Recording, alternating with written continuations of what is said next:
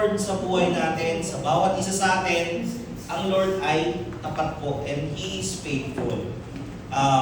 Ito yung perfect time to look back. Ano bang ginawa sa akin ng Lord ngayong 2025? No? Ano ba yung mga ginawa sa atin ng Lord sa inyo, sa personal life niyo?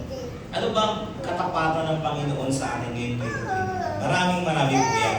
Pero ito yung mga binanggit ni David dun sa binasa nating talata. Sige po. Yan. Si Matias yan.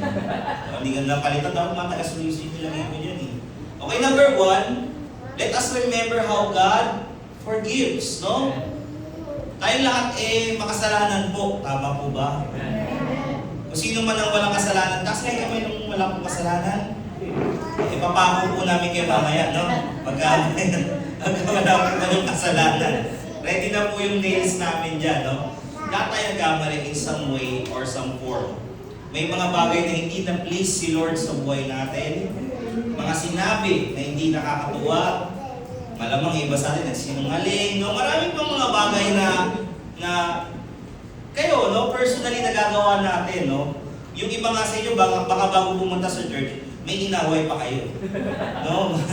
Baka nasigawan mo yung magulang mo, kapatid mo, no? Baka nangyari pa yung bago habang nagpa-practice, no? May konting alitan. Hindi po nawawala yan.